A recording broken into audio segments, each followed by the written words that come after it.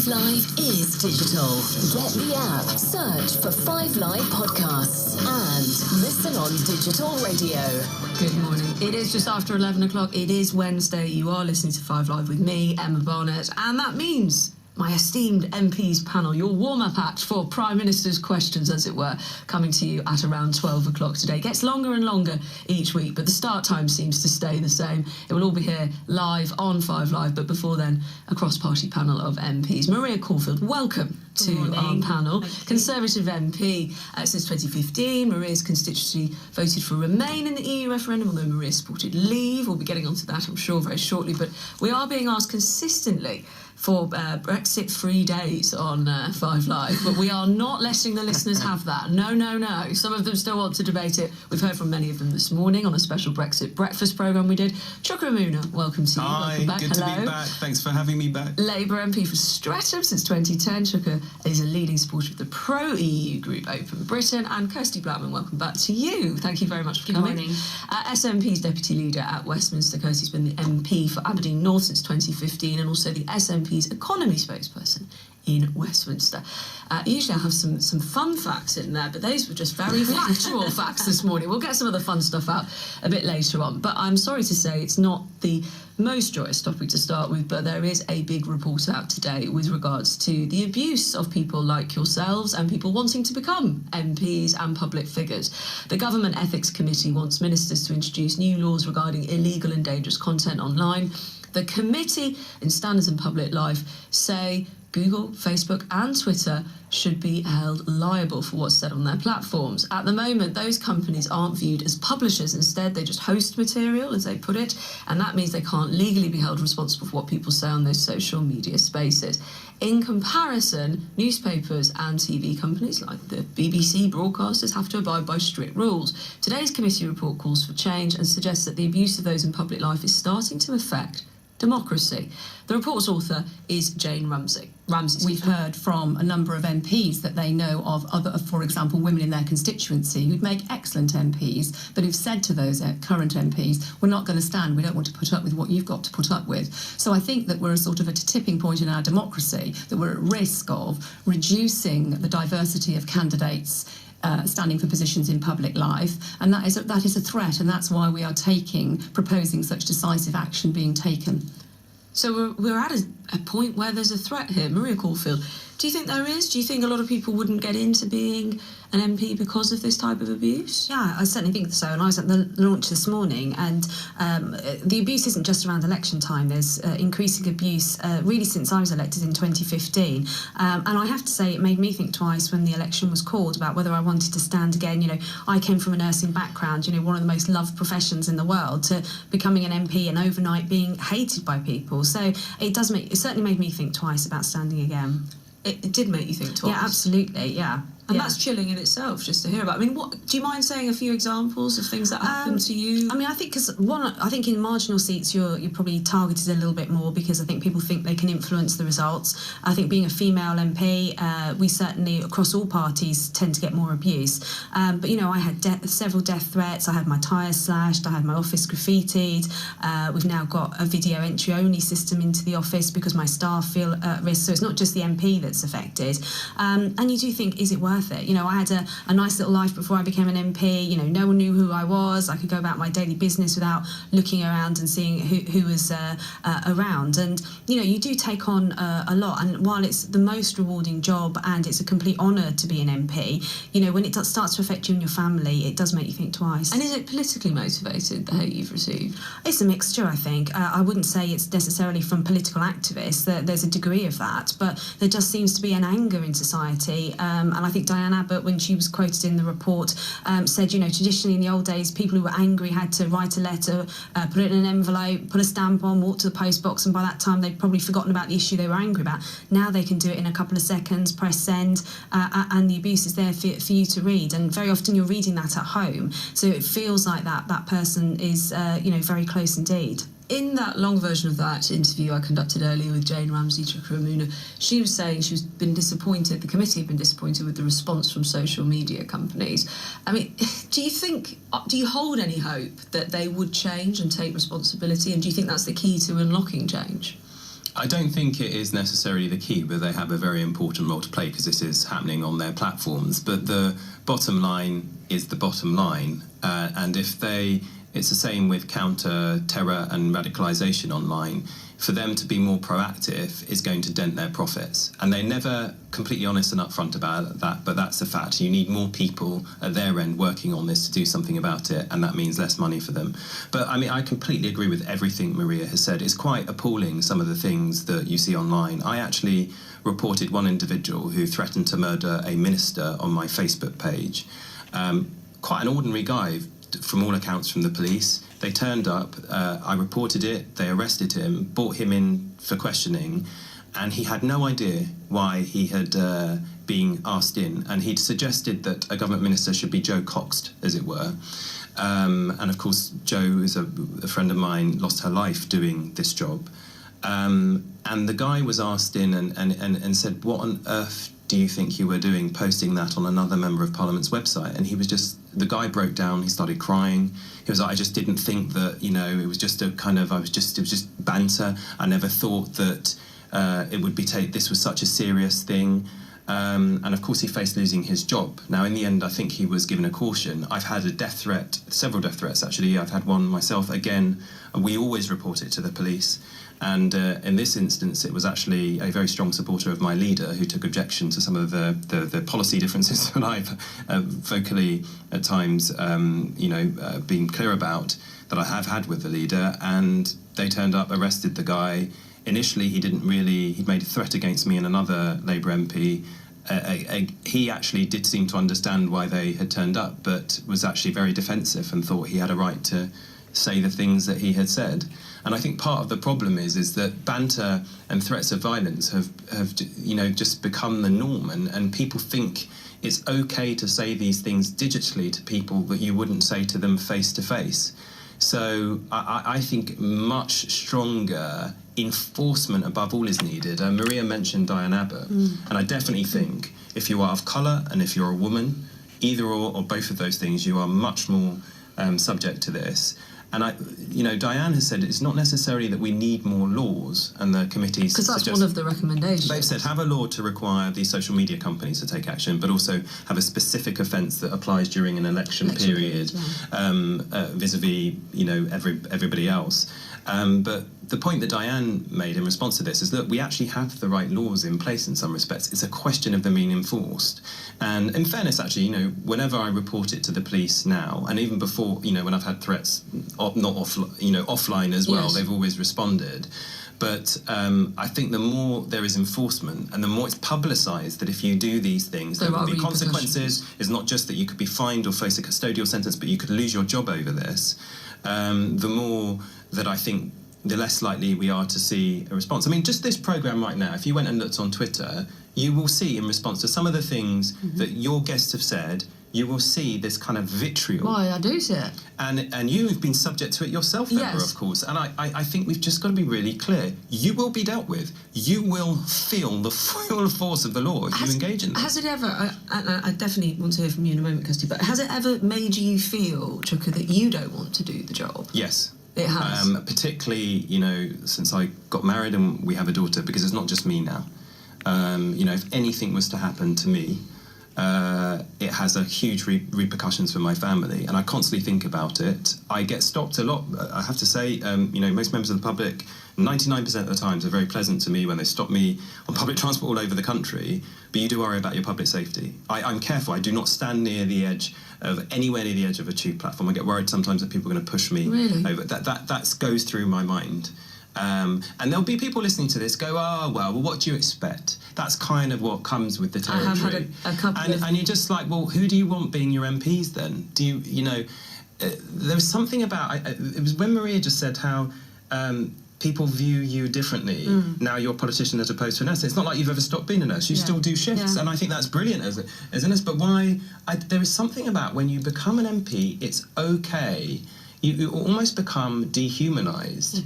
And then, of course, it becomes a self-fulfilling prophecy because you'll just end up with odd people in politics, and politicians will be hated even more. Let me bring in. Sorry, I should shut up. Sorry, no, we don't want you to shut up. It's all your experience, and it's the experience we want to hear, because this report's about your lives and how we intersect with the people who represent us. Kirsty Blackman from SNP. I think Chuck has hit the nail on the head. It's about people thinking that politicians are somehow not human beings, or that whoever they're speaking to on the end of the internet is not a human being that's going to be affected by what they say. I mean, Chuck's story about the first guy that just didn't even realise that, you know, he'd done something serious. He thought it was just banter, because when he's typing it in his head, maybe it doesn't sound as serious as when somebody's reading it. For me, I suppose I've never not wanted to do the job because of abuse I've received on social media. However, I did get a death threat via email, and, you know, at that point I thought, right, I'm just going to quit because, you know, same issues as Chugga, I've got kids, and I don't want to put them in a situation where, you know, things are dangerous for their lives. Which is why Lord Lawson's suggestion this morning, I was speaking to him, obviously the former Chancellor, of everybody should just come off social media. I mean, A, I don't think that's practical anymore, and B, it isn't just through social media. And social media is an absolutely wonderful way to deal with my constituents. You know, they can hear about what I'm doing much better than they ever could before. So if I'm speaking to people in Aberdeen, I can tell them what I've been up to. I can write on my Facebook about the things that I've done this week. And it's a really great way for me to reach out to people that wouldn't pick up a newspaper necessarily, or maybe wouldn't listen to Radio 5 Live. But the things that I've received abuse for mostly has not been about kind of political lines. If I post anything feminist, that's it. My Facebook or Twitter is, you know, an absolute diatribe against me, and that's the thing that has generated the most heat. And I think we saw that with the Me Too stuff. So when women were posting their experiences on Me Too, people were coming back and abusing them or doubting them. And no wonder women don't come forward about sexual harassment if that's the way that they're going to get treated on social media when they raise really serious crimes. I'm bringing this up because it's in a number of papers, but I also want to read a message I received earlier before I get your response, which is whether this was worse during this election because on the left or on the right, and it was because the reporters found more Conservative candidates faced abuse than Labour candidates, and some of that blame has been suggested to have been put at the feet of the group Momentum, obviously largely behind Jeremy Corbyn and his support there. Ros got in touch to say, I'm in Momentum, I'm a 59-year-old woman with the left values of caring about other people. I haven't trolled anyone. I think people need to be wary of how they label others, but it is something that's out there.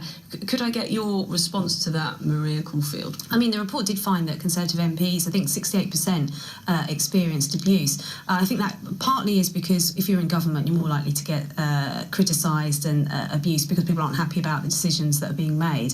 But I would disagree that, you know, there is obviously an issue with Momentum and some political groups, but, you know, I was in a Liberal Democrat seat, so I wasn't fighting Labour, and I got, you know, as much abuse as someone in a marginal Labour seat.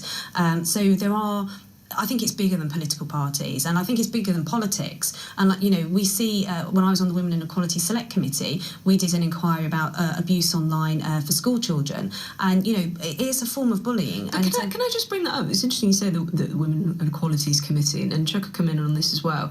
You know, Jared O'Mara, a Labour MP, a new Labour MP this time around, he is currently without the whip because of comments he made on social media that were abusive. And I'm not bringing this up as a political point. I'm bringing it up to show that actually, if you've grown up on the internet and if you're a different generation, that even amongst those who then think I'm going to go and become an MP, there may lie some history of abuse online. So if you've even now got elected officials who've got social media abuse as part of their digital history, I mean, what do you do with that, Chuka? Well, I think, let's put it in context. Jared is one of 650 MPs, and who knows how many of the new generation who grew up on social media have engaged in the kind of activities he had previously. But certainly it's important that people know about these things, and I think it's for all the political parties, it shows why the selection processes are important. I mean, as I understand it, in Jared's case, he was selected quite late in the process. It wasn't a usual selection. I think he was interviewed by a panel of people and very quickly became the candidate. But it's more the point, isn't it, that it's a cultural shift of what's become normal, potentially, and I'm not justifying it. But it's, in a way it's really good because, you know, Jared obviously confessed to what he had done because it's there for all to see. And I think it sends a very strong message. If you are thinking in the future, if they're young people thinking in the future, and I hope they do think about becoming members of Parliament in spite of what we've just been saying, but if you're thinking of going into politics in the future, there are certain responsibilities that come with that. Not just politics, though, in any job. Absolutely right, Kirsty, you're right. Can I ask you a quick question, though, Kirsty? It's just coming from Andrew, who's listening in London, who says, Emma, please ask your politicians, is it in some small way to do with the way that they perhaps sometimes speak about each other? The name-calling in PMQs is pushing decency. I mean, it's come through actually several times about how you treat each other and the braying, and when you talk about serious issues, sometimes other members laugh. Yeah, I mean, in PMQs particularly, it's an incredibly aggressive environment. It's not an environment, if I was a school teacher and I was in a classroom teaching a class, it's absolutely not an environment that I would allow children in a class to replicate. And, we have become increasingly tolerant of this in the House of Commons. It's just being allowed to continue, and it shouldn't be. And I think people are incredibly passionate, but there's no excuse for abusing people, and there's no excuse. However long, actually, on the internet thing, however long you've been on the internet, I'm 31 now, I got the internet at home before I was 10. There's no excuse for abusive language, whatever age you are when you're using the internet. Well, we're going to leave it on this point, and it's from Mike in Rochdale on this particular subject. Hello, Emma, I went to the Rochdale Literature Festival last year and I listened to a talk by Alistair Campbell, who was flogging his book. He expressed a concern about the abuse of MPs and then asked the audience who would want to be in politics. One person out of several hundred put a hand up. Well, there you go. That's Mike's take from what happened at a meeting that he went to, albeit about books, but quickly turn to whether anyone would do your job. So I suppose we should also say thank you occasionally to you for actually sticking with it in some of the contexts that you find yourself in. I'm going to keep it brief, I promise, but we can't quite escape Brexit today. Theresa May is facing the threat of a defeat. It is a moment by rebel backbenchers when MPs vote on its flagship EU legislation later. The so-called revolt is being led by the former Attorney General, Tory MP Dominic Grieve. He wants a legal guarantee that MPs should get a vote on any final Brexit deal before it is finalised. Let me ask you, as a Conservative MP then, Maria, Dominic has said, but also as a Leaver, his amendment to the bill would not prevent Brexit from happening, but suggested MPs should be able to send the government back to the negotiating table if they don't like the deal that was being put forward. Surely that's fair enough. Yeah, I mean, as David Davis sent out a dear colleague letter last night to all colleagues to reassure them. Reassure them of these levels of knowledge, because he doesn't need much, apparently. Well, to reassure them about the process going forward and what the process will be once a deal has been done and when it comes back to Parliament. And I think, it's important that MPs have a clear idea about what's going to happen. And I would say to colleagues, that they may have concerns, but certainly from my point of view, when we had concerns maybe last week as those MPs who voted leave, ministers are responsive and they will listen. And I think it's important that those colleagues that have concerns are in discussions. I know they are in discussions with ministers, but I think voting against the government is not necessarily the way that they're going to achieve what they want to achieve. Well, that's your take on it. Chukramina, I suggest or suspect you may have a different take, but just to say this line to you, the former Tory leader Ian Duncan Smith, you sometimes come on my programme together, he says there comes a moment where really the grandstanding has to stop. Tying the government's hands in this way is so wrong. It's really not okay to do this. Is this amendment tying the government's hands? Is it grandstanding? No, not at all. For this to be a meaningful vote, it needs to come before we leave the European Union. No guarantee has been given of that from David Davis. We need sufficient information so we know what we're voting on. We haven't got that. And it needs to be not some fait accompli. So it needs to be before the Prime Minister's finalised everything with the European Union. And really, I mean, there is a lorry load of hypocrisy being doused on this today by many people like Ian Duncan Smith, not least because they campaigned for us to take back control to Parliament. They seem to be standing against that. And secondly, the way in which they have been describing the potential rebels on the Tory side, and these are people who've rebelled numerous times. Ian Duncan Smith has rebelled 10 times since 1997. David Davis has rebelled 90 times since 1997. Liam Fox, 19 times. Penny Mordaunt, 5 times. Andrew Leadsom, 5 times. How dare they lecture people who are thinking about going against the party whip in the national interest on the need to obey the whip when these are all serial rebels? John Redwood, 73 times. I have a feeling Bill Cash, you could keep 101 going times. there. But it's just hypocritical for these people to come out and try and bully some of their colleagues But a lot of people into just following the whip blindly when they don't think it's in the national interest. Kirsty Clapton, a lot of people that are listening to this, and we did have this Brexit special here today on 5 Live, a lot of people who voted to leave, they want to move on to the next process, and they see these amendments and these extra bits being added onto it as just parliamentary chess and wasting time. But actually, this is, I think, probably the most meaningful vote that we've had on the convince withdrawal them. bill. This is about making sure that Parliament has a say. Actually, Parliament, not the government, which are two very different things. And given that, in terms of representation, in terms of how the country is represented, then Parliament having a meaningful say is much better than the government executive having a meaningful say. I don't think anybody should accept the reassurances given by David Davis, because he gave us assurances that there was economic impact assessments, for example, which he now says no, don't actually exist. Where are they? So if the government is clear that it's going to give a meaningful vote to Parliament, then what the government should do, in fact the government front bench should support this amendment, because actually I think for bringing back control to Parliament, which is what they say that they want to do, this is the way forward. Maria, how can you argue against that? Well, I mean, it was initially when we were going through the Brexit Article 50 process that Parliament wouldn't have any say at all. And yet, here we are on the withdrawal bill where we've had weeks of debates and votes, and next week... But don't we only have that because a woman called Gina Miller decided to take the government to court? No, not at all. I mean, the withdrawal bill would have had to... The withdrawal bill would It have wasn't had like to the government put their hand up and said, hey, I'd love a debate. Oh no, I mean the withdrawal bill was always going to have to come about, and really the assurances that there will be a vote in Parliament on the final deal,